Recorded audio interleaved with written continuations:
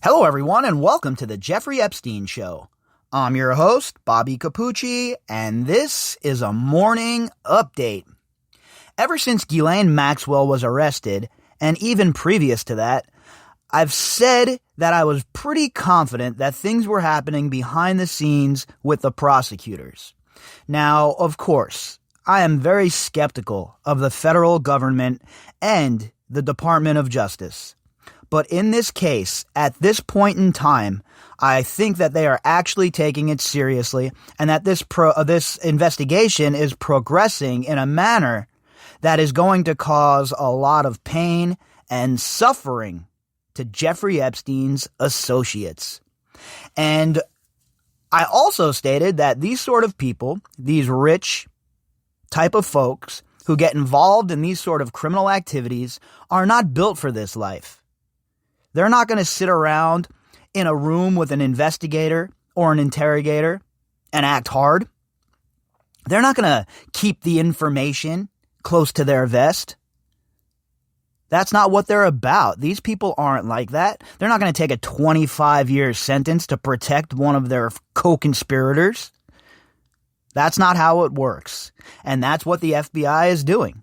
They are systematically going through all of these people who were involved with Jeffrey Epstein and his sex trafficking ring, and they're putting pressure on them individually, one by one, trying to get them to roll.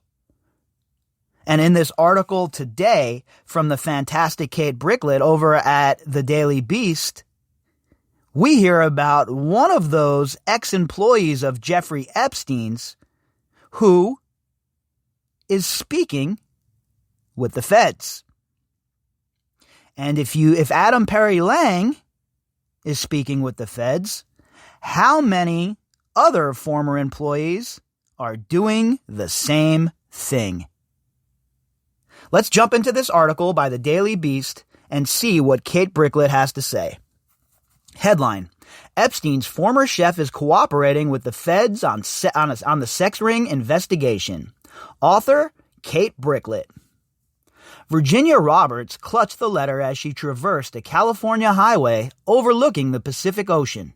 That February morning, she was en route to a Manhattan Beach home she hoped belonged to a celebrity chef she once knew.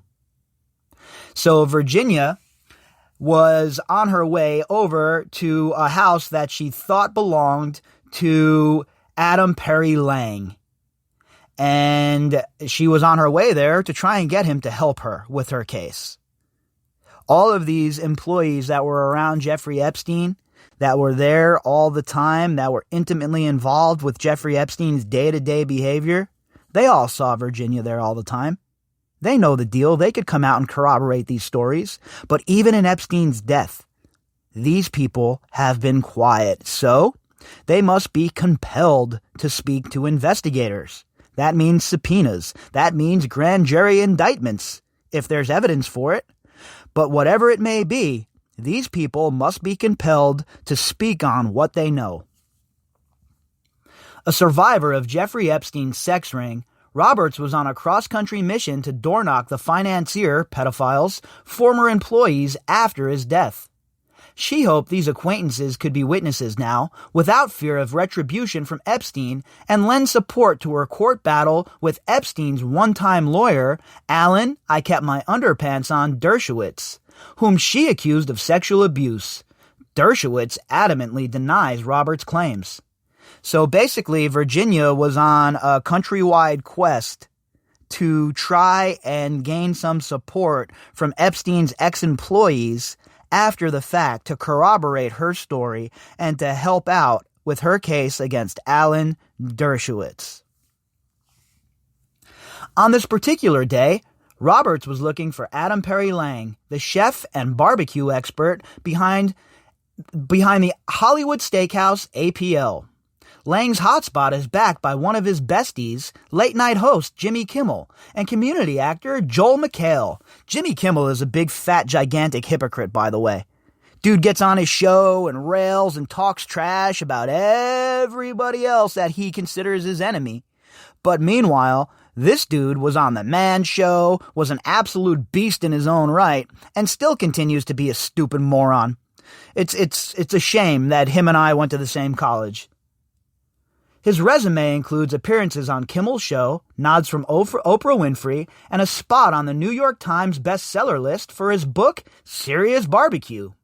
But to Roberts, Lange was Epstein's personal chef and someone she considered a friend. Lange sneaked pizza to her after Epstein, who controlled the diets of women he abused to keep them prepubescent, thin, fell asleep upstairs. So, right away, it establishes that Adam Perry Lange had a relationship with Virginia, not of a devious nature, but of a relationship, one of where he would sneak her a pizza when Epstein went to sleep, or maybe a snack, or something like that. So, it's obvious Adam Perry Lange saw Virginia with Epstein. It's obvious that Adam Perry Lange saw other famous people there at the same time Virginia alleges she was abused.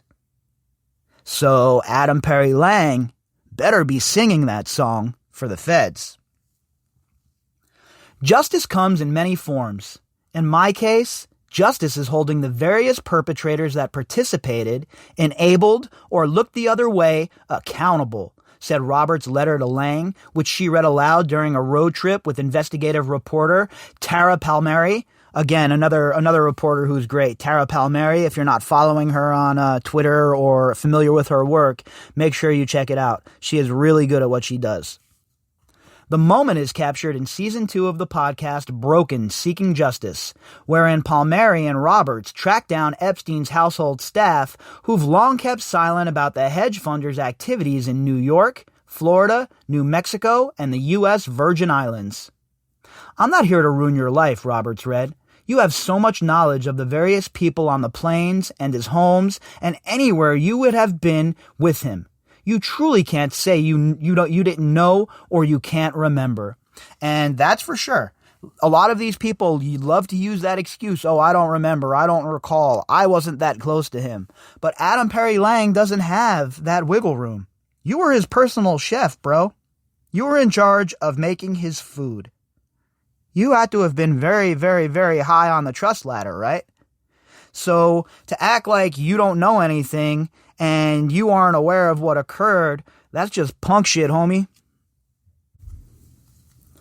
Adam, please don't be an enabler, she concluded. Be a hero. Be a hero to me, Epstein's victims, and the millions of children who are trafficked every day. I believe you are a good man. At least the Adam I know was. Prove me right. That's heart-wrenching, man. That Virginia would even have to write a letter like this to try and compel somebody to come forward and speak to the authorities is just mind-blowing. You would think if you were his lawyer or his chef or his valet or whatever it may be, and you saw anything that was untowards or something you thought was out of place, and you already knew the reputation of this man, that you would be ready to rock and tell the authorities if you had any information that you thought might help the case. But for some reason, a lot of these people in Epstein's circle, even after his death, are still terrified to come forward. And that just makes you wonder why. Lange's attorney, Lawrence Lustberg, said the chef is cooperating with the New York prosecutors investigating Epstein's sex ring. Lustberg also said he contacted Roberts' attorney in early March and offered Lange's assistance, but a conversation has yet to be scheduled. Meanwhile, Mr. Lange has begun a course of fully cooperating with the federal authorities investigating this case, Lustberg told the Daily Beast. He, like them, and like the victims, wants only that justice be done. All right, well, look, it's a good thing that he's cooperating with the authorities now. It's shitty that he's waited so long. It's shitty that it's taken this long for him to come forward. And it's shitty that he had to be contacted instead of him contacting them.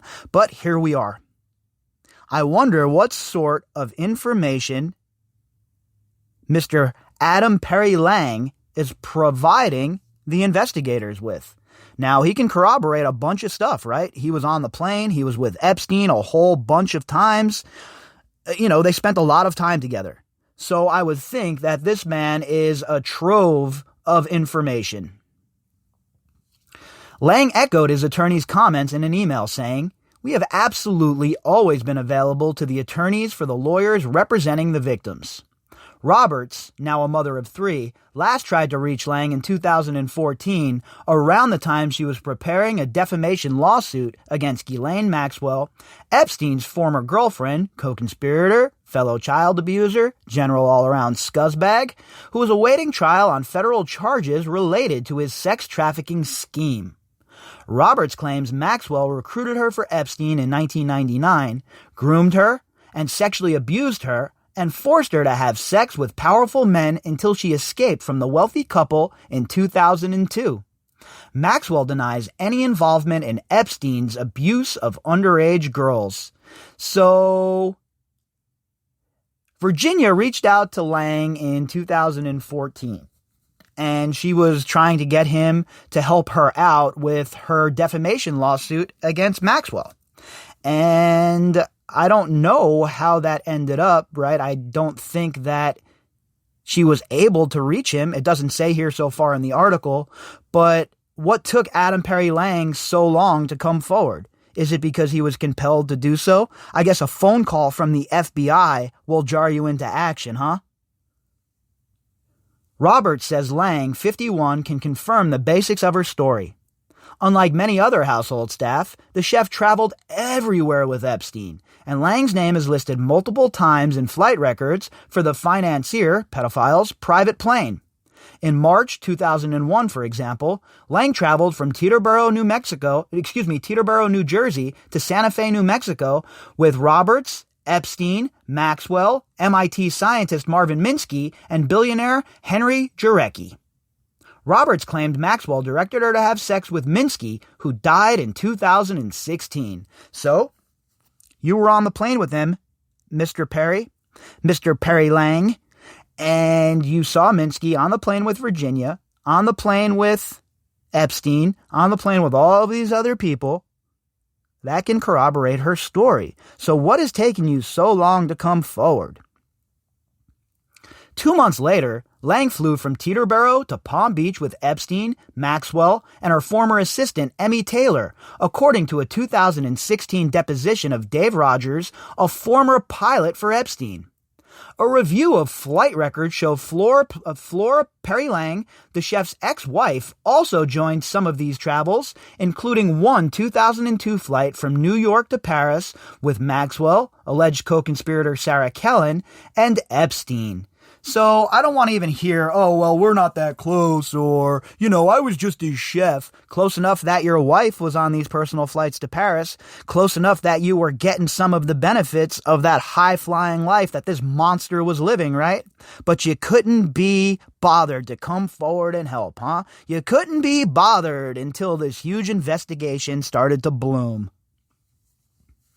Rogers said Lang often stayed at Epstein's apartments on East 66th Street in Manhattan, a building where the financier, pedophile, housed women. We know that there was a bunch of girls that were being trafficked in this building, and this is where Adam Perry Lang stayed. So you don't have anything to add to the investigation, huh? You don't know a thing. I don't know. I didn't see anything. I didn't hear anything. Everything was perfect while I was around Jeffrey Epstein. What are you, crazy? I'm pretty sure Adam stayed there at the time, Rogers testified, so most of the people that were regulars on the flight, they would stay there in the apartments. Indeed, Lang was someone Roberts wouldn't forget. He used to talk to me like I was a person, Roberts told Palmieri. Even if I was standing naked in front of him, he wouldn't be there oogling me. He would be looking directly at my face, and we had wonderful moments together. All right, look, I don't even understand why she would be naked in front of this guy. The whole entire sordid affair is just mind-boggling, and it makes me... I don't even know what to say sometimes, right? All I could do is say if it was me there, right? Or how I would react in a situation like this. I know that if I'm at a chef for some dude, and there's some underage girl standing naked in front of me, there's going to be a problem, bro. a real gigantic problem. And you're going to hope that the police show up to arrest you and hope that I decide not to take out justice for myself. Because anybody who stands around in a situation like this and acts like everything is normal, they also need to get that 3-piece, because this is just, none of this is normal. None of this is normal behavior that right-thinking people engage in.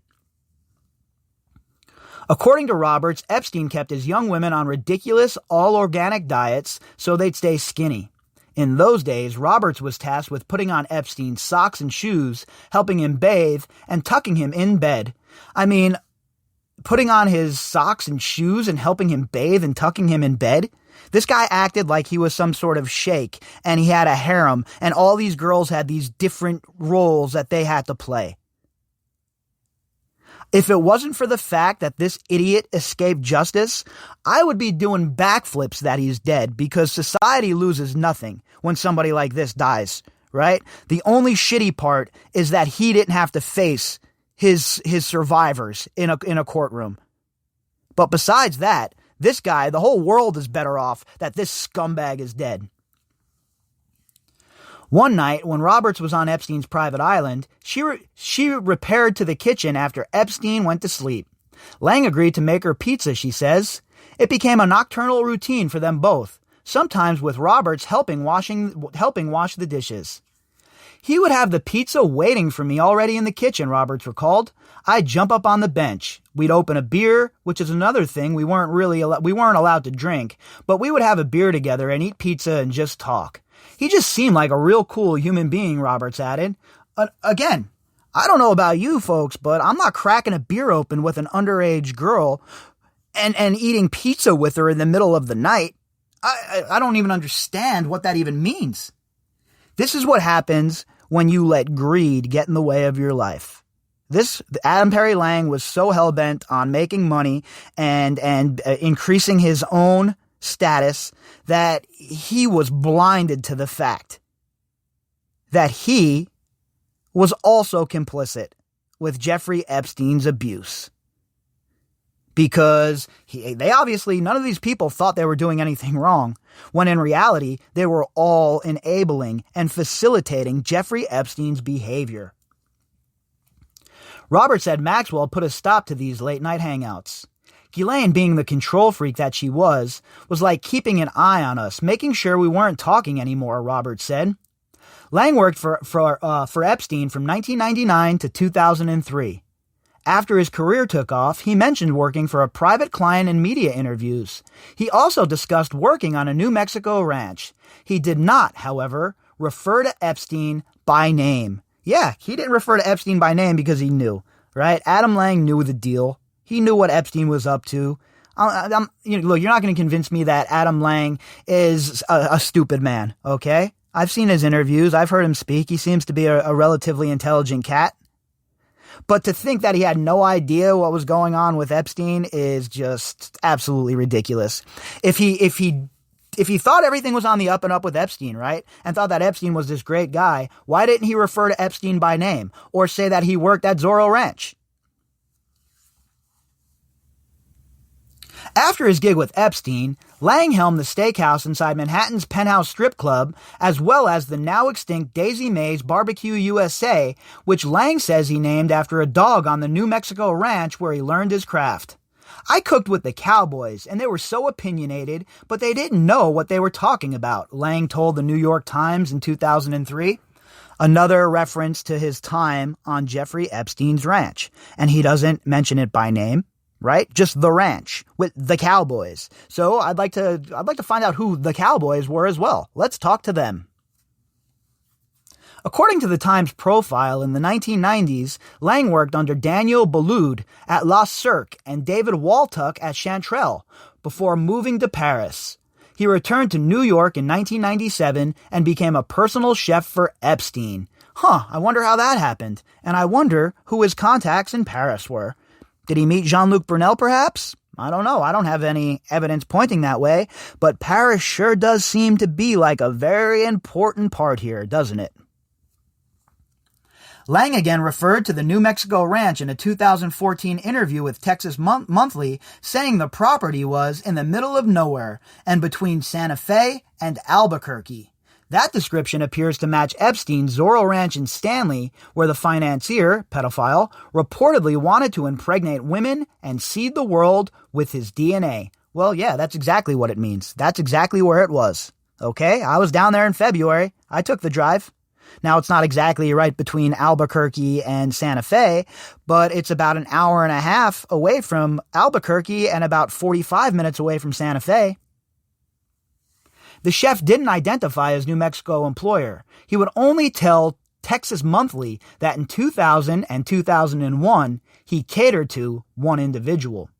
And we know that that's the time when Virginia's talking about this stuff was occurring. We know the timeline matches up, so it looks like Adam Perry Lang certainly has some information that he should be sharing with the prosecutors, and hopefully he's doing that. I really hit the jackpot, Lang wrote in 2009, Serious Barbecue. According to the Broken Seeking Justice podcast, I became a private chef, a job that took me all over the world to that sprawling ranch in New Mexico. Again, sprawling ranch in New Mexico, but not naming it, not saying whose property it was or that he was working for Jeffrey Epstein. Almost like he knew that something was amiss there and he wanted to keep that under the table, right? A little bit hidden from public view. Lang didn't publicly disclose his work for Epstein until last September, when Eater published a story about Lang's name surfacing in unsealed court records related to the sex trafficker. In a statement to the Foodie website, Lang claimed he wasn't aware of Epstein's pattern of molesting underage girls. And this is where I take umbrage with people like him. You have to be really stupid to not know what was going on there. So you have this young girl, Virginia Roberts, just hanging out with Jeffrey Epstein and Ghislaine Maxwell, and you think that's normal? You think that's just regular behavior? I don't believe that. I don't believe any of these people, in fact, who say that they had no idea. That's my personal opinion on it, right? Could they be telling the truth? Sure, I guess. But from where I'm at, where I'm sitting, the perch I'm hanging off of, there is zero chance that these people who had intimate relationships with Jeffrey Epstein did not know what he was about. Almost 20 years ago, as a young chef, I was hired to work for Jeffrey Epstein. My role was limited to meal preparation, Lang told Eater. Well, yeah, you're the chef. What do you think? Somebody thought you were washing clothes and digging ditches too? I was unaware of the depraved behavior and have great sympathy and admiration for the brave women who have come forward, Lang's representative told the website. He wouldn't comment further. Sure doesn't sound like a man who is gung-ho on helping these survivors, huh? Another canned comment, oh, I have great admiration for the survivors, but not great admiration enough to stand tall and help Virginia when she comes looking for you? In Broken Seeking Justice, Robert says Epstein insisted Lang memorize the names and food preferences of his high-powered guests. Several young women who we've talked to remember Lang too, Palmieri said in the episode. He had a presence in the house. All said he was very polite. And again, nobody's claiming that Adam Lang was involved in the abuse, the actual abusing. It was the enabling of the abuse, folks, the facilitating of it. That is also an issue. And these people must take responsibility for the part that they played. When Roberts began her tour of ex-staffers, Lang was her first stop in Los Angeles. Who could place these people that I was trafficked out to in the various locations, Roberts said. I was like, well, Adam can. Adam was there. Adam saw the people. Adam had to serve the people. Adam had to know their names. And she's right about that. If he had to know all of their names and Epstein was a stickler about that kind of stuff, then it's obvious that Adam Perry Lang has a bunch of knowledge here.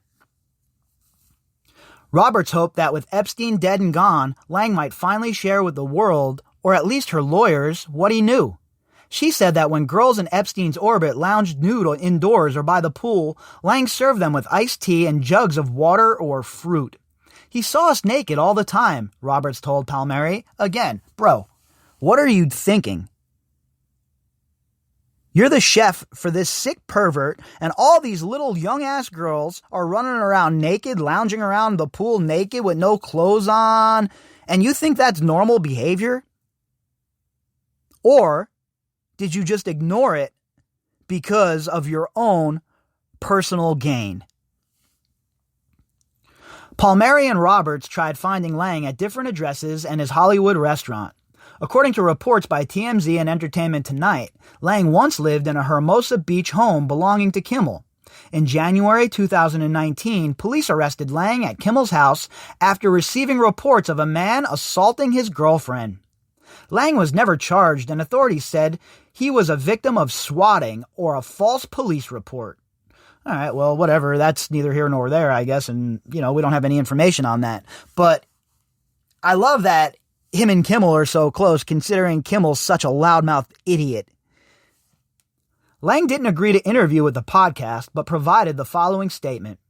I have profound sympathy and admiration for the brave women who have come forward and made public Jeffrey Epstein's heinous crimes. I understand the interest in the time I spent working as a chef for Jeffrey Epstein, and I am working with the lawyers representing Virginia Roberts to provide whatever assistance I can. It pains me that I cannot provide the confirmation that you seek here, but I cannot attest to what I did not witness or cannot recall. That said, I want to be clear that I never saw sexual activity or nudity and was never aware of underage girls. I was never told of nor saw any of the depraved acts committed by Epstein and his friends. I primarily spent my time in the kitchen. Any account other than this is emphatically untrue. All right, well, I guess you're a liar too, Mr. Lang, because Virginia very clearly states here that you saw her naked and the other girls naked, and you say you've never saw that. So, my friend, what is the real story? What did you really see? Lang, subject of episode 1, is just one former employee on the list of Robert's voyage. The episode also hints at 2 others for future segments, pilot Larry Visosky and former Palm Beach house manager Juan Alessi.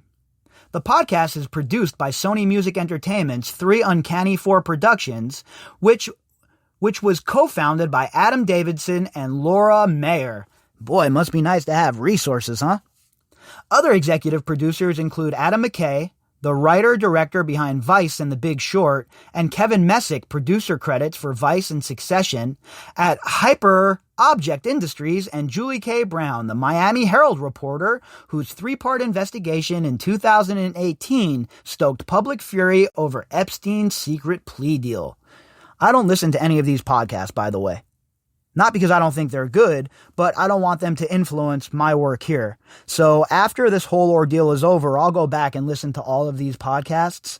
But I'll tell you what, that is quite the team they have over there at that one, huh? I mean, Adam McKay is the director of The Big Short. What a great movie that was. And then you have people that work on Succession. I mean, come on, great show. Love that show. So I really don't have anything bad to say about this podcast, but talk about resources, huh? I'm sure that they do a great job over there. And at some point when this story winds down and I start going back and listening to these other podcasts, it'll definitely be on my list. Palmieri said Roberts is fearless about asking Epstein's former employees for help and chooses to see the good in people, but this was not an easy journey for her. Yeah, you would think, right? I mean, it must be really hard for Virginia. It must be super difficult for her to try and chase these people down and ask them to help her. They should do that on their own. This lady should not have to chase them down and compel them to help her. Do some soul searching, folks. Take a look in the mirror. If you're listening to this podcast and you had anything to do with Jeffrey Epstein, do the right thing and go and speak to the authorities. How can you see someone and not acknowledge their past and not help them? Palmieri told the Daily Beast. It's a lot harder to say no to someone's face. Roberts and Palmieri waited around APL for Lang, who didn't come out to their table despite their request to say hello. But days later, Lang allegedly texted Roberts and promised to contact her legal team. She was elated. Well, I guess better late than never, right? And I think it's a good thing that Adam Perry Lang is coming forward now to speak with authorities, right? It's important that the people that were around Jeffrey Epstein, even if you're not accused of any of the crimes, but if you were around Jeffrey Epstein and you saw anything, you should go talk to the authorities and give a full detailed report, because even if you think you might not have seen anything, your view and your recollection of what occurred might provide that tip that the authorities need to make this investigation progress to the point of more indictments. That makes my entire day worth all the canvassing that we've done. Everywhere we've gone, all the doors being slammed in our face. This makes it worth it, Robert said in the podcast. I mean, we've actually touched another person's life to the point where, they actually want to help now.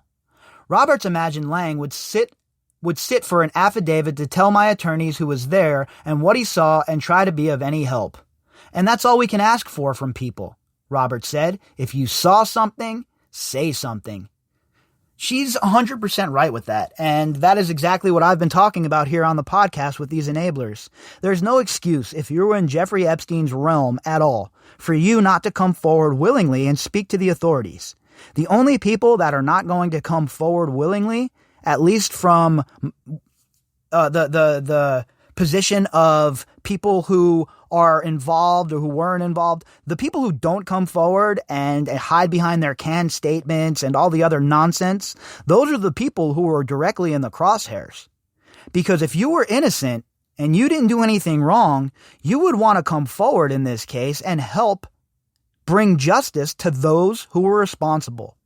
And if you still sit on the sidelines after all that has come out, after all that we know, then you must expect a spotlight being shined in your direction, because people like Adam Perry Lang and Larry Visosky and Juan Alessi and all of the other employees that worked for Jeffrey Epstein, they all know that these girls were there. They can all corroborate that. So these people all need to come forward, either of their own free will or the federal government must compel them to do so. If you'd like to contact me, you can do that at bobbycapucci@protonmail.com. That's BOBBYCAPUCCI@protonmail.com. You can also find me on Twitter at BOBBY_CAPUCCI. All of the links that go with this episode can be found in the description box. And to those of you who have donated to the GoFundMe recently, thank you very, very much. All right, everybody, I'll be back later on.